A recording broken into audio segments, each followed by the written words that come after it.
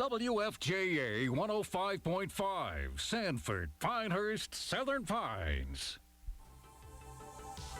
It's now time for the Recovery Boys, Lewis Finch and Macon Moy, as they spend the next hour with you discussing the issues of alcoholism and drug addiction, as well as the road to recovery. Here's Lewis and Macon. Good evening, everybody. So I'm Macon Moy. I'm Lewis Finch. And we are the Recovery Boys. Lewis, Merry Christmas to you. Merry Christmas. We're not quite there yet. Yeah, just a 1 week away. We will not be doing the show. We've got help Santa move around a little bit in the state, so we're going to be busy next week. But well, everybody behave themselves between now and then. That would help. Yeah, well, you know, the great thing about our show is that most of our people will still be busy doing what they do, and there'll be plenty for us to talk about when we come back on the air. Unfortunately, you are right. So tonight, if you want to give us a call, and we've got to do a better job of giving this phone number out, 866-465-3110. If you have any questions, comments, you can also listen to us on our website at therecoveryboys.com. There's a listen live button that you can go to, as well as all of our episodes. All of our podcasts reside there. So if you wanted to go and listen to some of the stuff that we've done in the past, that's always available. But, you know, there's also an opportunity if you want to send us an email, if you have any questions. You know, one of the things, I was a guest on a talk show down in Augusta, Georgia, which is one of the reasons that we decided to start this. But the producer of the show down there told me, he said, when you first get started, he said, you're going to find that you won't generate a lot of phone calls because people are still not real comfortable calling and asking you questions that usually are about themselves. That's a good point. And, yeah. You know, they're worried that somebody's going to recognize their voice or somebody from work or whatever. So email can fix that problem, and we will keep anything anonymous that you ask us to. So if you have anything, comments or whatever, we would look forward to getting those and doing some work for you. We want our website to be a resource for people in the area dealing with issues of recovery, addiction, alcoholism, all those things that we talk about each week. Lewis, what's Yes. going on over at Wellwind? Well, we're just we're gearing up for the holidays, and ironically, I think we were discussing this earlier, we've had a very brisk after Thanksgiving and early December. We normally typically do not have a lot of traffic, a lot of phone calls. For whatever reason, we're having some, which, look, I'm not naive enough to think that they're not there ordinarily, but people tend not to want to do things between the two major holidays of Thanksgiving, Christmas, and even New Year's for that matter. Typically in the treatment world, you'll see January and February spike up because people have gone back out again or continued through the holidays, and a lot of people just simply don't want to go away to residential treatment during that time or to even start a program at the end of the year. Also, at the same time, you're looking at if people are insurance dependent, having to come up with two deductibles, two out-of-pocket payments. Yeah, it makes that perfect kind of sense. go into that. So typically December is not a good month for treatment. However, we're getting quite a few phone calls, so maybe people are actually taking this disease seriously. Well, you know, I think what happens also is that you're around family more around Thanksgiving and Christmas, so typically you'll start to see stuff. People, let's face it, alcoholics and addicts were excellent at hiding our problems, our disease. And so a lot of that takes place when you're actually in close proximity to your family members. But then, you know, it's funny, January and February is always a good time for these physical fitness centers. You know, that's when everybody makes that New Year's resolution that they're going to change. And I guess alcoholics and addicts are probably, maybe they're not quite as predictable, but if you're going to catch them, you know, there's probably not as much motivation to get help during the Christmas holiday season as there is when it's finally over. That's a really good point. And you know, it's funny when you're in the if you visit any of the 12-step fellowships, and you listen to sobriety dates, there's an awful lot of January sobriety dates that come up. New Year's resolutions they cross all boundaries, don't they? They really do. And tonight I'll let you talk about our guests in just a second. You can introduce our guest tonight. Looking forward to that conversation. But one of the things that we're going to do, we met briefly before the show. We're going to start to put our list of guests for next year. We're going to really try and touch all the bases. People that provide treatment, people that need treatment, people that have been affected by people that need treatment. You know, we're going to try and cover all those bases. But we also want to talk a little bit about some of the things that, since we're both in recovery, and we keep our, I think that most of the people that I choose to be around are in recovery. It's kind of one of those things that kind of takes place. Are some of the things that we talk about. I have this wonderful opportunity each morning. I go out after I drop my stepdaughter off at school. I have an opportunity to go and walk this beautiful piece of land in Southern Pines with a friend of mine who's an author, but he's a unique individual, and we talk about life. We talk about mindfulness. The conversation recently has been self-awareness. Very, very important. Yeah, and so, one of the things that we want to talk about in one of the shows, and we'll see if I can't, he usually goes to bed pretty early, but see if we can't coax him into the studio one of the shows, and he writes some interesting books. But to talk about self-awareness and talk about the concept of time, all those things that when you get to treatment, these are the conversations that invariably take place. Well, and when I first went into treatment after being out and about for over 38 years doing this, what I realized was when I was told that addiction is the most selfish disease because it's all about me, regardless of your feelings. And that's one of the reasons that I'm glad our guest is on tonight, because I'll be honest with you, I've said this to more than one person. If I could drink and do drugs and it not affect any part of my life or anybody else's in a negative way, I'd probably be still doing it. Oh God, yes. And that's the way it is with everybody who has an addiction. The problem is we put ourselves in situations that create this chaos first in our lives, but we don't even see it. And then we put it into the lives of those we love and those we see on a regular basis, friends, family, and we end up going down this path that's very self-destructive and also destructive from a family standpoint. And that's one of the reasons I'm glad that we'll have the guest will be on with us today, because I think she can talk forever on this subject.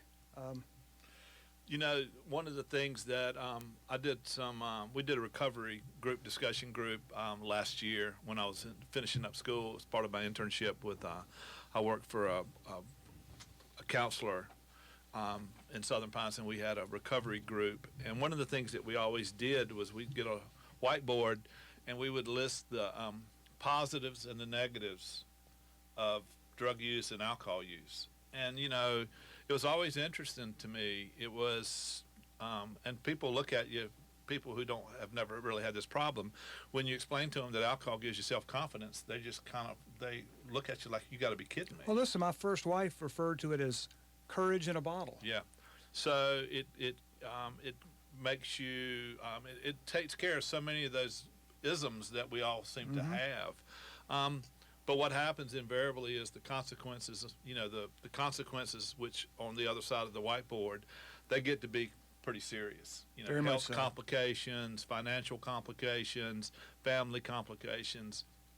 And so the conversation always comes back to, how can we achieve these good things? How can we build our self-confidence, self-awareness, quality of life, and negate all of the negative consequences? Well, and I'm a great example of that, because at some point the scales were tipped, and things were going along swimmingly well, at least on the surface, and at some point the scales tipped in the other direction, and it was everything was off the charts. So we're here as much to help those who have tipped the scales as we are to keep people from tipping the scales. Right. And let's face it. I mean, everybody, that tipping point, everybody reaches it. If you're lucky, I say lucky. I mean, if you're fortunate enough to survive your addiction, if you have a problem, and you're fortunate enough to reach a bottom that doesn't kill you, we all have that point. But some of us, it takes a lot longer to get there than others. Well, and again, I'm thinking of your story in particular, Yeah. Bacon. I mean, if you don't mind, do you mind? No, absolutely. No, I, as a matter of fact, I had lunch with my friend Paul and a doctor, and he asked me, he said, well, tell me a little bit about yourself. And by the time I finished, he looked at me, he's like, oh my God. Yeah. But yeah, I mean, it took me a long time until I was probably in my mid-50s before it finally caught up with me. I got away with drinking, being a functional alcoholic. I developed a very aggressive opiate addiction, and did all the things that you read about, doctor shopping for my pills. And I mean, it's slowly, if you start thinking about it and you chart it, lost my, I started losing money, lost my family, then ended up losing my health. And the health was kind of the... That's what I was thinking of. Yeah, the health was kind of intervention. And, I've never really said this. I've actually said it to Talo in the last couple of weeks, and I think I might have said it to one of my brothers, but it really did take the death of my mother for me to finally reach that point where something had to happen. It's only because it was at her funeral that my brothers and everybody kind of took a look at me. It's like, oh my goodness. And that started a process that, it took a long time, a lengthy hospital stay, some serious medical complications,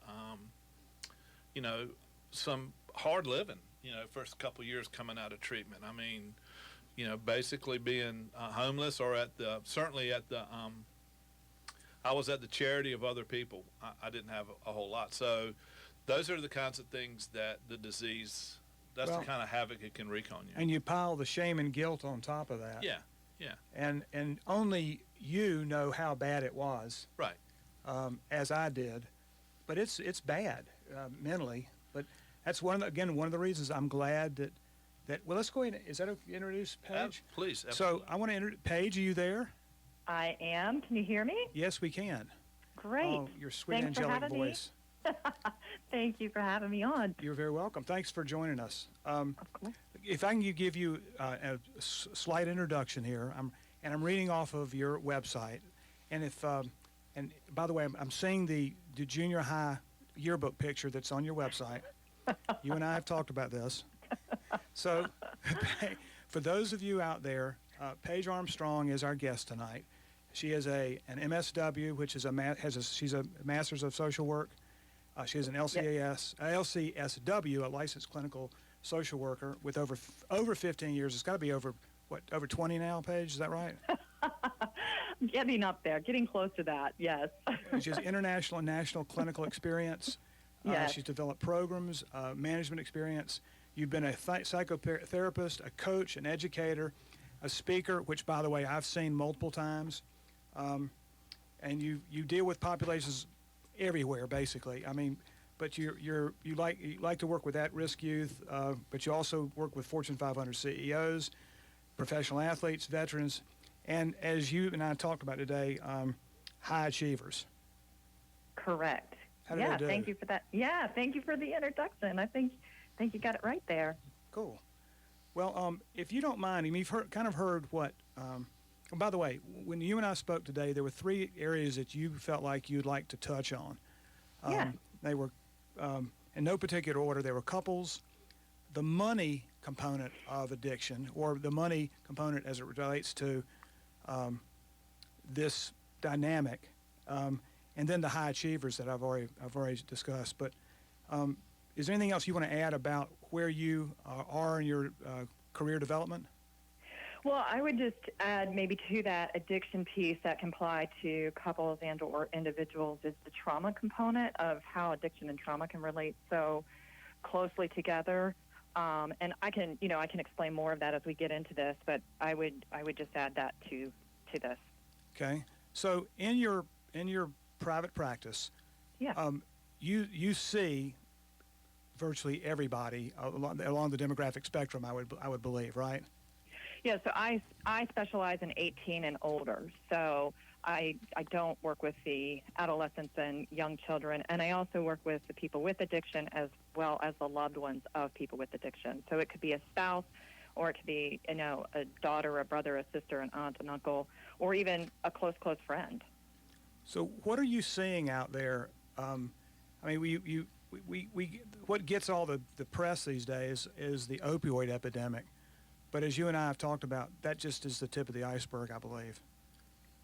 Yeah, I see tons of addiction. And I also, sometimes, I don't know about you, Lewis, but what I see is the addiction that people don't recognize as addiction, right? And we typically think of the person that might be in the gutter, and that's, hitting rock bottom, and certainly that is addiction. But you mentioned the high achievers, and so when I think about, working with the high achievers, which is a lot of the population that I work with, high achievers have the resources for their addictions to go much longer. And you mentioned the shame and guilt. A lot of times what can happen with that shame and guilt for high achievers is that when you're a high achiever and you're already feeling shame and guilt, it's sort of like there's nowhere to go but down, which compounds that shame and guilt. And so the other part of it is, as you're rebuilding and recovery, it can feel very different for the high achiever, or what you guys sort of referred to as the high-functioning alcoholic. And so not only can the alcoholic be in denial, but the whole family system can be in denial because all those resources are there. And, if you go to a cocktail party or something like that, well, everybody drinks. This is what we do, and may not recognize those symptoms of alcoholism. For example, my health, how it's impacted, my decision-making, how it's impacted, my friends and family, how they're impacted. You guys had mentioned that earlier. So that's where I see it show up in the community, the population I work with, those high achievers, is that it can go much longer. And you mentioned this too, the impact on the family or the loved ones, the consequences of that. And I like to tell my clients, and you guys touched on this too, is when we're in recovery and we're rebuilding, is really playing the tape all the way through. So if I pick up this drink, or if I pick up this pill, what are the consequences of that? Yeah, good point. I was interesting. When I came out of treatment, they had used that same analogy with me. So when I did play the tape, as you said, it didn't end very well. Yes, and sometimes the addiction is so compulsive, and that even when we do play the tape all the way through, we still want the drink or we still want the drug. And that's where I guess I would just segue a little bit into a trauma component of this, because when we've experienced early childhood traumas, and there's a great study out there, if people are not familiar with it, called the Adverse Childhood Experiences Study. And you could look for it on a TED Talk or Google search that. It has all the research they found, but it is a medical research that was done to look at the impact of trauma on our physical health. It was done as a 20-year longitudinal study by Kaiser Permanente to look at the impact of these adverse childhood experiences on our health. Well, when we look at this, we know that it changes the physiology in the brain and in the body. And so when we've had adverse childhood experiences, or we've had trauma, which could be things like a divorce, it could be death, a grief, it could be abuse, physical, emotional, mental, sexual abuse. And our brain literally shifts in the way it develops. So there's tons of cortisol and adrenaline going in, which is very similar to what we experience when we're in addiction. The dopamine levels and the serotonin levels that shoot way up, and it can be very similar, which will create some of that compulsivity. So, in thinking back on my story too, in looking back on my past, I don't remember any direct trauma. My parents stayed together until they both died. Never divorced. There was never a hint of divorce. I don't remember necessarily being abused. I do remember feeling neglected by my mother. And not until years later did I come to realize that that may have played a part in my search for feeling different, because I never felt like I belonged. Yeah, right. You know? Well, I'm glad you're mentioning the neglect part, because it may not be, from a societal standpoint, it may not be that Child Protective Services comes and takes us. But even if we experience neglect, those inward messages we tell ourselves, and all children want to please their parents. All children want to feel loved and adored by their parents. All children want to feel nurtured by their parents. Just naturally, that's how our brains and bodies develop. And so, if there's something that happens where we feel neglected, we can feel those feelings, what we call in the clinical world sort of core beliefs. I'm not good enough. I'm not worthy. I'm not deserving. If only I had to do better. Those kinds of tapes that we can continue to play. And to your point, it doesn't always have to be that trauma is there with addiction. It can be that there's a genetic component to this too. And sometimes it doesn't have to be a genetic component or trauma. That sometimes it's just the body's response to alcohol. So I'm glad you're mentioning that, because not everybody does have trauma. But those core beliefs that we develop, to your point, sort of feeling left out, we feel like the odd person out, we will, I'm putting this in quote, medicate those feelings and those beliefs with alcohol or drugs. So I guess, and you've already kind of touched on this, but so given that the fact that you think, and I believe this, that trauma does help to at least establish a baseline for addiction, why doesn't everybody who is traumatized become an addict or alcoholic? Yeah, so, there's so many, gosh, I could spend hours on explaining this, but sort of in a layman's terms way, that it can determine the resources and internal resiliency. So when a trauma occurs, the more support somebody has at the time. So let's just say somebody witnesses a car accident. Well, a lot of times, for example, with police officers and those kinds of things, they'll do debriefings, because we know the sooner somebody can talk about these traumas, the better the chance, more resiliency the body has from recovering from it. But that being said, that if we don't get that opportunity, it can get stuck in the body. And so, for example, the right brain sees images, the left brain does logic. And so each time I see a car accident, my brain is recalling the image of that first car accident, and it's trying to make sense of something that doesn't make sense. Even though the left brain will tell the logic, oh, you're just going through this intersection, you're going to be okay. And the body can go into that fight, flight, freeze response.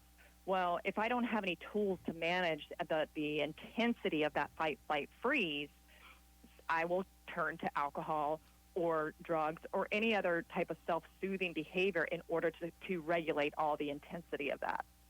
And if I haven't worked through it, each time I go through that intersection where that accident was, I have the potential to get triggered. So the more people that you can talk to, the more self-soothing techniques that you have, whether it's friends or whether it's family, it might be a teacher, the better chance the body has the opportunity of processing that trauma. Paige, this is Macon. Thank you very much for being our guest tonight. I was interested, and I read a bunch of your stuff. I was on your site earlier this afternoon, and I'm fascinated with the executive side of this. You must work with some people who ran companies or people who achieved at a high level, but were also using probably at the same time. I'm just, especially for me personally, I ran my business, and I could never imagine being in charge of anything without having a couple of drinks in me. Do you see that a lot? Yes, more than you can even really imagine. And a lot of times, what happens with the high achievers, and again, these are not absolutes, this isn't in all ways, but a lot of times we've maybe grown up in a family where there was addiction, and subconsciously we don't even see it as addiction. And it can catapult the high-achieving coping skills. So my strategy is that I'll be an achiever. I will overcompensate. I'll get good grades. I'll be the star athlete, all those kinds of things. And so it looks like I have my life all together. but what underneath that, I'm managing the maybe anxiety or the depression or all the guilt and shame that I'm feeling around this family dynamic that, as we know in addiction, a lot of people will not talk about. And so I continue to achieve, and I continue to achieve, and I continue to achieve. And, it sounds maybe odd, but even in the way our addict brain will work is I can even see drinking or even drinking somebody under the table as an achievement. Yeah, for sure.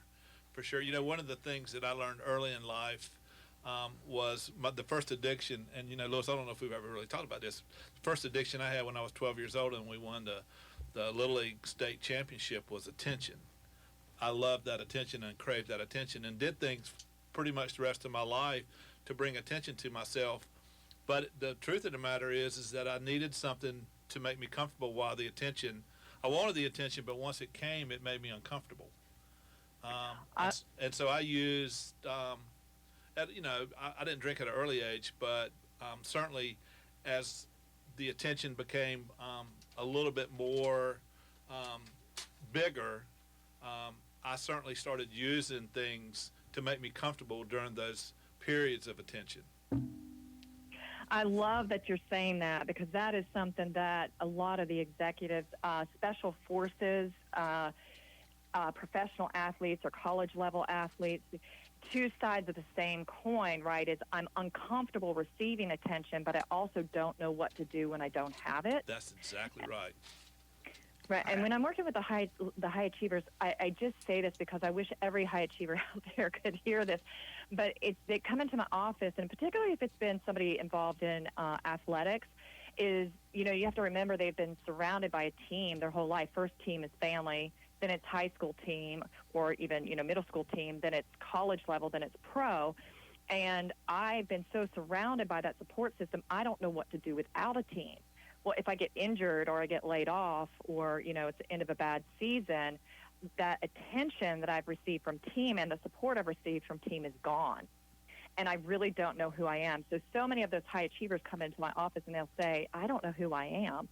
And treatment, whether it's inpatient, rehab, or whether it's intensive outpatient, or whether it's with a therapist, is that self-discovery process. Who am I? Who am I without this addiction? Yeah, and I'm interested. Is that unique to each client? I mean, everybody kind of needs a different kind of program. Is that what you do? Do you treat everybody as a unique individual and you have a different program, or is there some kind of approach that you go to most of the time? No, well, I can only speak for myself. I can't speak for every therapist out there, but I really go to the unique thing for that individual. I will say that to my clients when they come in to see me. I say, I know you've heard a lot of different things. Let's work on what works for you. So, meditation might work really well for somebody, but for somebody else, it doesn't. Okay, so if that doesn't work for you, let's find what does work for you. So I'll integrate a lot of different techniques. Of course, I support people going to 12-step meetings. I think those can be very supportive and phenomenal. In addition to that, okay, I've had people draw out their feelings. They may not have words to describe what they're feeling, but they can draw it for me, or they can write it for me, and starts to help them get in tune with that part of themselves. Oh, that's interesting. We're always looking for different ways to address this stuff, and it's interesting. We were talking about you were talking about a cocktail party. One of the things that I was fortunate enough to find some work after I kind of finally woke up and found myself living in a different town and having to find something to do to make a living. I started driving executive car service, and so this past weekend. I actually have I drive for myself now, but this past weekend I was picking up two couples, and these are people that I've known for a long time. They knew me when I was playing golf, and they kind of know my story, and so I took them to a very one of the more want to be invited to this party in Pinehurst events, and so when I came back to pick them up, I was sitting outside in the portico waiting to pick them up, and I'm looking through the window and I'm watching the party take place. Wow. And it struck me, I'm on the outside looking in. It's a good thing too. And I thought, my God, there I could see myself in the room in there. and it was just such a stark reminder of where I used to be and where I am now. And I got to be honest with you, I was a lot more comfortable outside than I was when I was inside. Right. Well, one of you mentioned sort of style. One of my styles, I think that, and whether it's inpatient treatment or outpatient, I think that a lot of times, and it should be this way, we help clients really focus on healing some of those not so good feelings like shame and guilt or humiliation. And I think sometimes that we forget to help clients process the really good feelings. So, for example, I might be feeling shame and guilt, but I may not really be comfortable with the feeling of joy.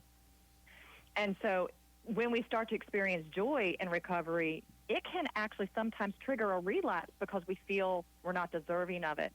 So I love your example of sitting on the outside and to your credit, being able to say, you know what, I actually feel better out here than I did in there. It was one of those aha moments that you get in recovery. I guess you remember more than when you were using. We get plenty of aha moments when we're using. I loved your analysis of the when you experienced joy, because that was my pattern. When things were going badly, I don't think I drank very much at all. It's when things went great that it was like a reward system, or it was like a self-sabotage. Yes. And it just and I can't even.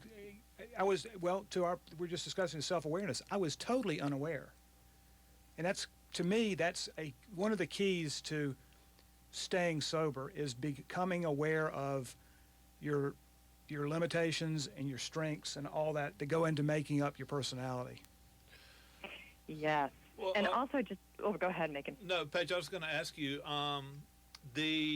one of the other things that is we talk a lot about, and there's not enough studies out there, but all of the social media and all the online communication now has created such a additional problem. Maybe not so much for the executive, even though we do find ourselves, even as we get older, posting our stories about this or about that, even in recovery. I was just wondering, what are your thoughts about the social media aspect of our disease now? I love it. It's such a great question because, and I wish I could remember the training that I was in for this, but one of the things that they did such a great job of talking about was when, not even just social media, but cell phones and communication in this way, they could have never predicted where it would have gone and how it impacts relationships and how it impacts our mental health. And one of the things that they found was that it used to be, if you're walking down the street with your friend, you're having a conversation with your friend. Nowadays, you can be walking down the street with your best friend and you're on your phone, not having a conversation. Yeah. Right, whether it's social media or anything else. So it does allow us to sort of check out, if you will, and used in the wrong way can really create its own numbing. I mean, you can look at internet addiction, you can look at gaming addiction, a lot of things that can go down that social media avenue. Paige, if you can, explain the process of how, if somebody were to pick up the phone and call your office in the morning, how does the process work? Yes, so for my practice, they can call in or they can email, and my admin assistant will answer the phone. We'll set up a free 30-minute consult to make it sure it feels like a good fit for them and answer any questions they might have. And then we get them scheduled and we get them in as quickly as possible and start working on a plan to say, hey, this is what we want to work on. If somebody needs a higher level of care, we'll refer them out to, if it's a level of needing inpatient treatment, we'll refer them out, or in the sense it's outpatient, we'll refer them out also. And we work really closely with WellWin. They do a fantastic job, and certainly other resources in the community as well. So Paige, on the call-in that Macon brought up, because we talked about the couples issue, are you having more people directly calling you, or is it a spouse calling you for help with their loved one? Really, it's about, in my experience, it's sort of 50-50. A lot of the clients, when they come to me, maybe they've been an inpatient, and part of the recommendation was for them to do couples work. Sometimes somebody is really fed up with their loved one who has addiction, and they're, we say sick and tired of being sick and tired, and they call in.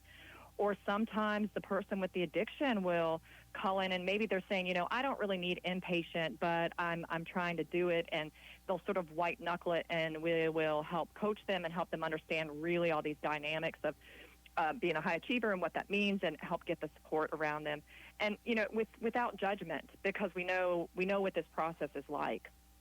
What issues are you seeing that they're cropping up around the couples issue? So one of the biggest things I see is that a lot of times, we say, oh, we'll go to therapy because we need communication. We need communication. We need good communication. We need better communication.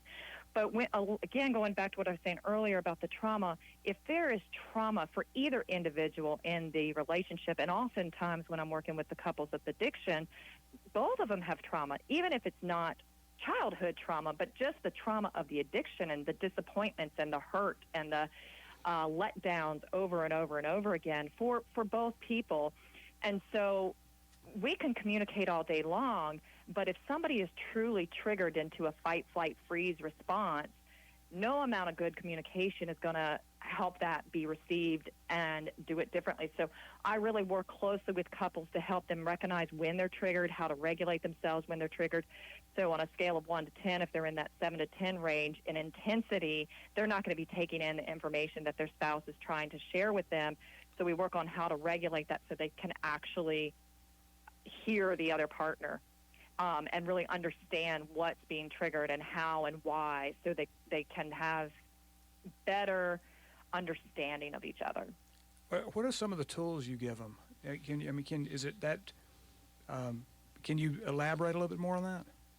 Yeah, so one of the tools that I use really a lot for couples in trauma is what we call EMDR, and it's called eye movement desensitization reprocessing, which is a really long word, which is why we say EMDR. And most people don't understand what it is. It's relatively new. And when I say relatively new, I mean in the past 15 years or so. But it's highly effective for treating trauma, high anxiety. If some kind of trauma is trapped, I use that in quotes, but trapped in the body, I may not be able to talk about it. I may not be able to process it. So EMDR is a tool that's highly effective. They use it a lot with the military to process trauma quickly.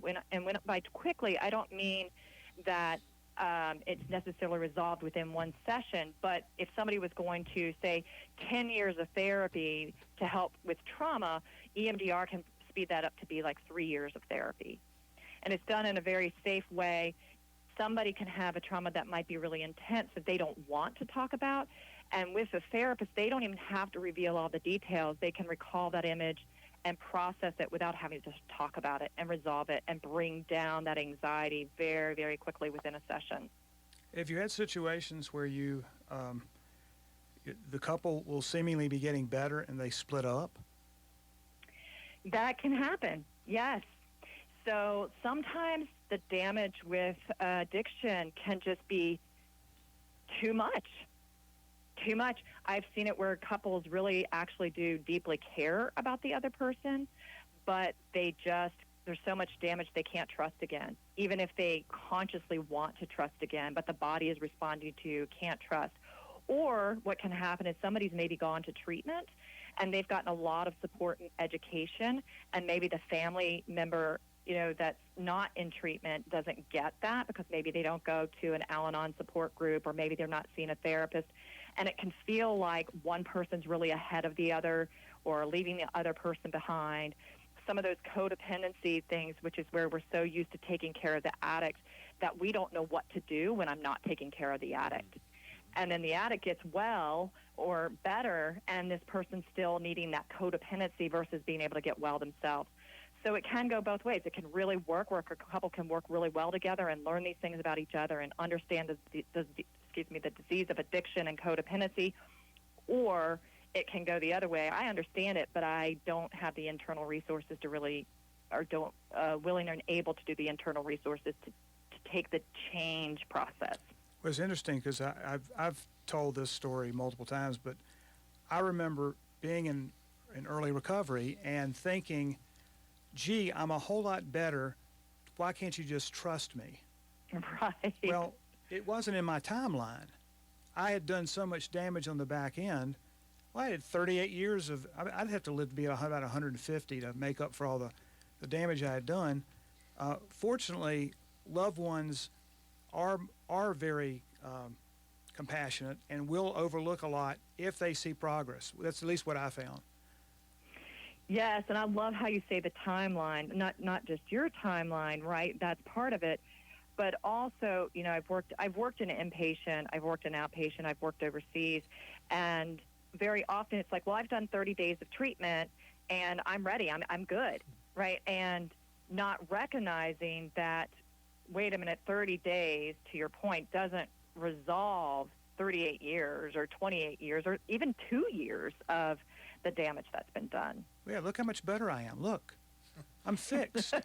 Right. Yeah. Right? Yeah. But you see people coming out of treatment like that all the time because for the first time in a long, long time, they actually have a little clarity. Absolutely. Right. I remember thinking this, that it was 3 years after I got sober that I felt the fog lifting. Mm-hmm. And I'd heard about that. And I went, whoa, this is different. This is pretty neat. I'm actually feeling now. Right. You know? Well, and I will say I do have a lot of compassion for, I have a lot of compassion for my clients. I actually love what I do. I'm very passionate about it. But I do have compassion for men in recovery, just sort of talking a little bit about gender differences, because we as women, we are allowed, you know, society, I'm again using that in quotes, we are allowed to feel a whole range of emotions. We can sit on a park bench and tell our story to a stranger. Men, these are some stereotypes here, but men can sit on the park bench and it's like, hey, did you catch the game last night? And men have the parameters of you have to provide, protect, and achieve, and you also have to be strong. You can't be weak. So I say this for women that are out there hearing this because women are the place that men, when they are comfortable and they feel safe, will start to be vulnerable. And if we don't recognize that, if their loved one don't recognize when they're be vulnerable and through no intention of our own, can actually really do some damage by not holding the space for them to be vulnerable. Well, when you take that there's been all this damage done, we don't, when we've been injured like that, we don't want to be holding the space for that. We're like, hey, listen to what you've done and how you've hurt us, right? But I do have a lot of compassion for men when they start to go through this process of healing and recovery, because that's where all these emotions start to unfold and get in touch with them. Yeah, it is a challenge for sure. You know, Paige, one of the other topics that we really haven't touched on, I really wanted to hear just some thoughts, was the money part. Yes, I could do tons of time, and I'd be happy to talk with you guys again about that if you ever need me to. But there's several things on the money.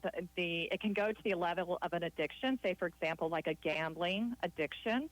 But it also, you know, when you're working individually or especially with couples, the money piece that goes into recovery, right, whether it's inpatient, it's not cheap to do recovery in inpatient. So resentment, or in the other end of it is how much money has been burnt through in recovery, whether it's, you know, again, gambling, or whether it's spending it on drugs, or whether it's spending it on alcohol. But often our relationship with money is also how we will treat our spouses. So I might have an avoidance style with money. I don't look at the bank account. I don't balance a checkbook. I just let somebody else handle that because I just don't even want to see the numbers, which is also very often how I will relate with my spouse or my loved one. Yeah, just tell me what you want, but I don't want to feel it. I don't want to have discussion about this. I don't want to hold the space for the relationship. Likewise, I might be overly attached to it, right? That I need to know where every single penny is going, and you need my permission to do it, and that over-attachment to it. And with couples, you will very often, you might have two spenders or two savers, but subconsciously one will say, well, you know, we've been saving, so I'll just start to spend. Or you might have two spenders where somebody said, did I say that right? Two spenders where the other will start to save because somebody has to do it. And again, this is on a scale. It could be to the level of that compulsive addiction. You know, we think about retail therapy that's the stereotype that women will get is retail therapy. And men will get the stereotype of their toys, the boys with their toys, right? Whether it's the jet ski or the boat or the car or whatever it is. So it can go to the extremes in both directions. And so, what do you tell those couples, or you tell those individuals? I mean, is it a communication thing? Is it what's the strategy for dealing with that? Well, to your old point, it's a lot of self-awareness and helping educate them on understanding, hey, look at the way you're having this relationship with money, because it's also how you're probably interacting with each other. And once you become aware of this, then you can have some of that better communication, as long as there's not trauma, because there can be money trauma, like a downturn in the economy. If somebody loses a job, it can really traumatize the whole family. A lot of fear and anxiety of, are we going to be kicked out? Do we lose our home? I'm going to have a bad credit score. And that ties into those core beliefs of, I'm not good enough. Again, think about men who are taught to provide and protect and achieve, and money plays a huge piece in that for them. So oftentimes I help couples, learn this about each other. And there's also some spending styles. For example, I'll just give you a couple. I might be a spontaneous spender. So people will look at spontaneous spender as sort of like, that's the bad kind of money style, because you're spending spontaneously. But the truth is, a spontaneous person has some real strengths to that type of style, and then some things they need to work on in that style. Same with a targeted goal person. Okay, I want to get the house. I'm going to put my money in the bank till I reach that targeted goal. That can be really awesome, and we tend to think of the targeted goal person as they're the good spender, they're the good saver, and the spontaneous person is bad. Well, the targeted goal can be so targeted and so compulsive with that, or not compulsive, what's the word I'm looking for, is attached to that money, that they don't want to do anything else in their life until that targeted goal happens.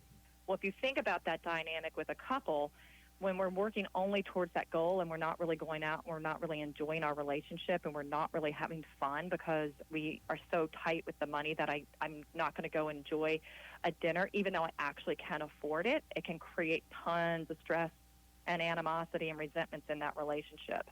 So it's really about the two sides of being too flexible with money, or in your relationship, or being too staid with money. The too inflexible, I guess.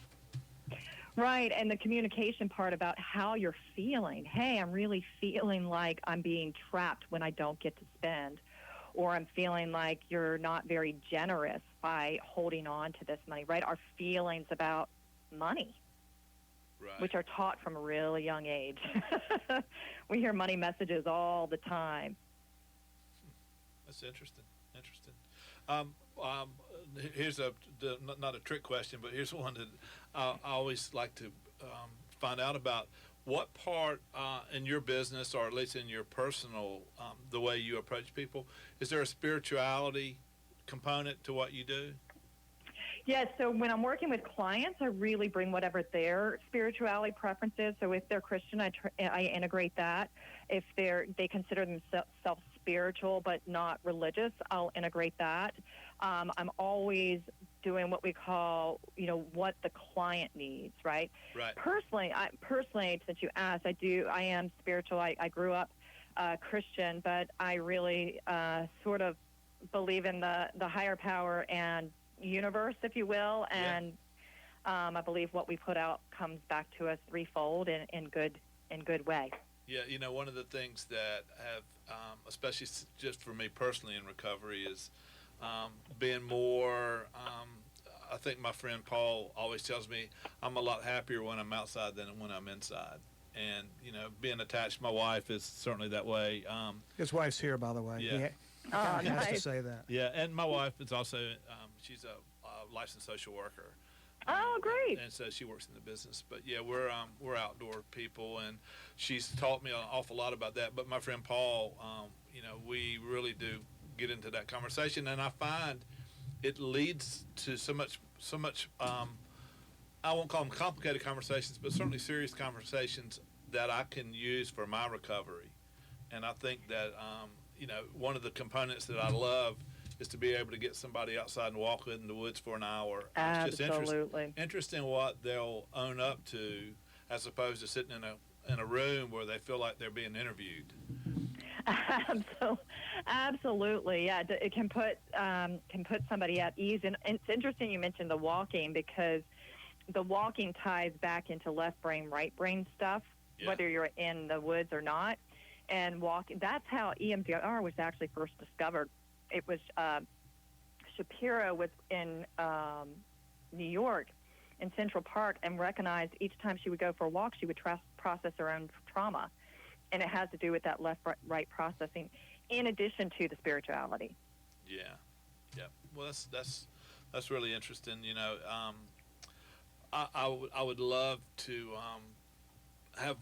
hopefully we'll have a chance to have you on several more times to get into some of this in a little bit deeper way. But I know Lewis tells me that you stay busy. I think it's, I think it's wonderful that you offer this kind of service because it's just a little bit outside. I mean, you certainly handle your share of the addiction side, but you also handle some other stuff too, which I think is pretty cool. Well, and to that Thank point, you. Paige, I want you to toot your own horn here. Could you, because you've recently, I guess, completed part of a program that is pretty significant. Can you kind of go into the Goldman Sachs program that you were a part of? Oh, you're sweet. Thank you, Lewis. Yeah, so the Goldman Sachs is an entrepreneurial development program. They offer to small businesses. You have to apply for it and meet certain requirements and stuff, and then they help you develop and learn and grow and scale your business. So I just graduated that in November. So thanks, Lewis. I appreciate that. That's an impressive name to drop. That's very, very. And how many entrepreneurs do they take in?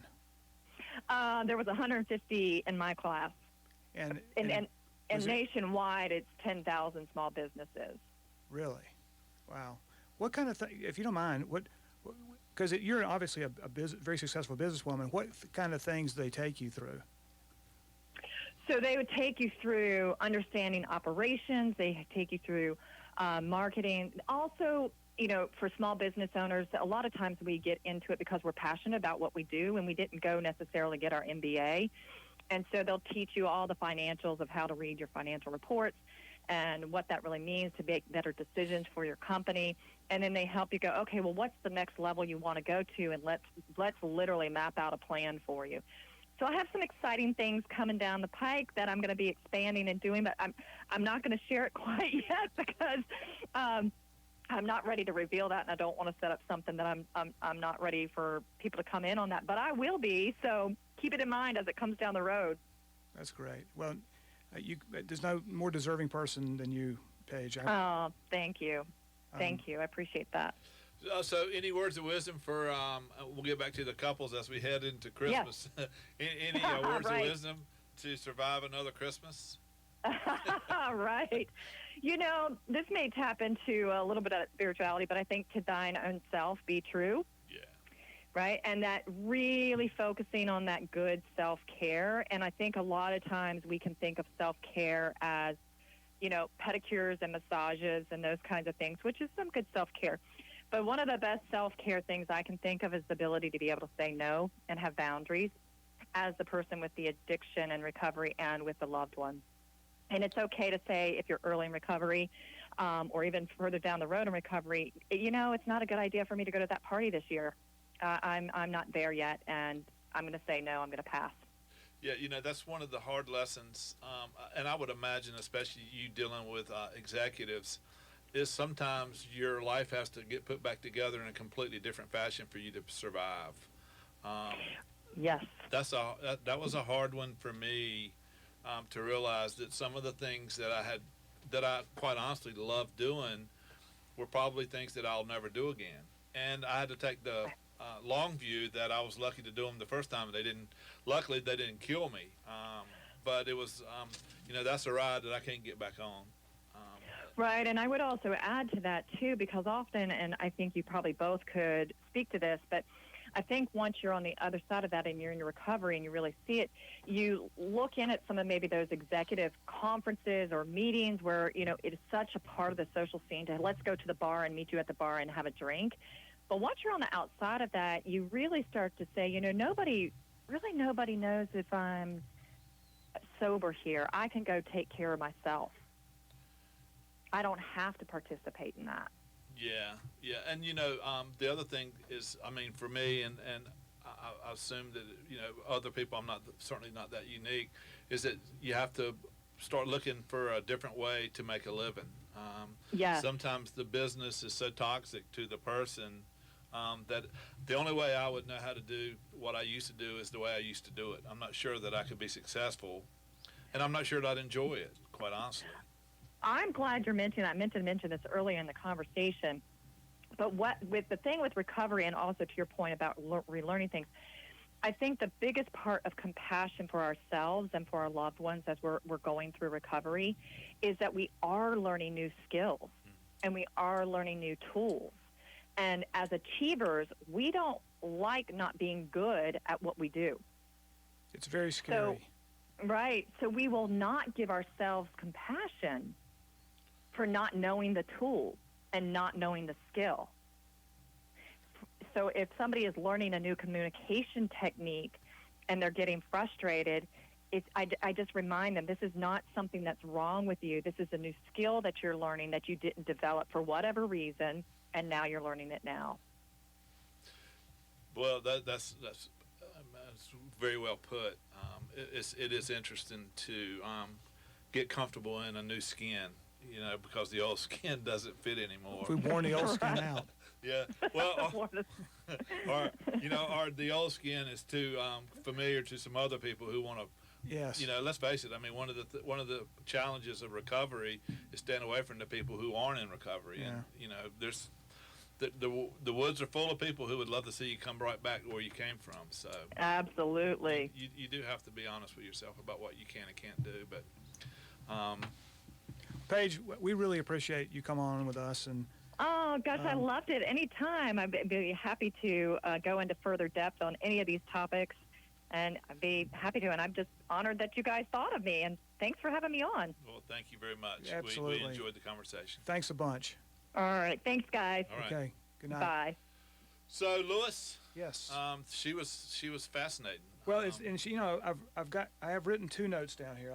Maybe we can explore them at another time. But you brought up the comment about functional alcoholic, and I've used that term multiple times. In fact, infinitely numbered.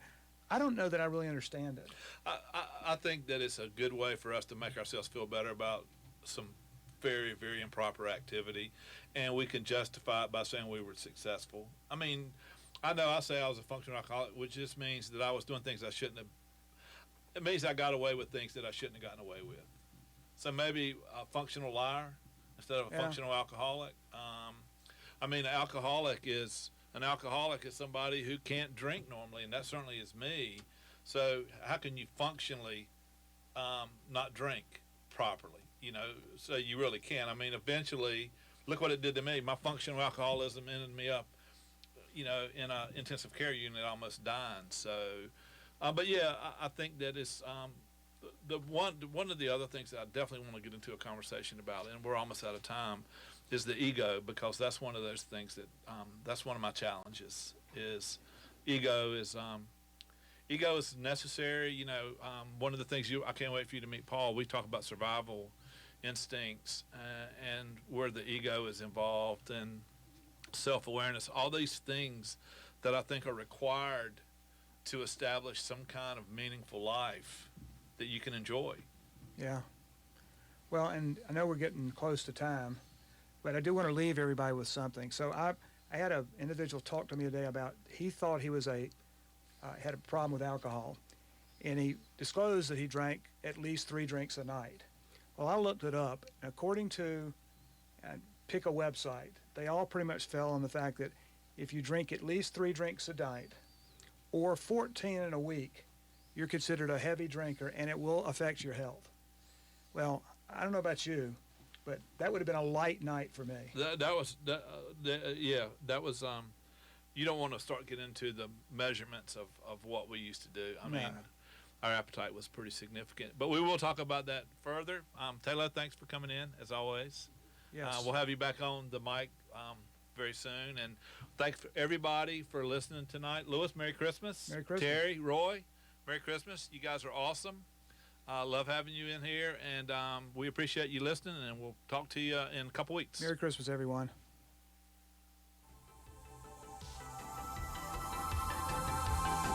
You've been listening to The Recovery Boys on WFJA. Visit the Recovery Boys website at therecoveryboys.com. We thank you for listening to The Recovery Boys.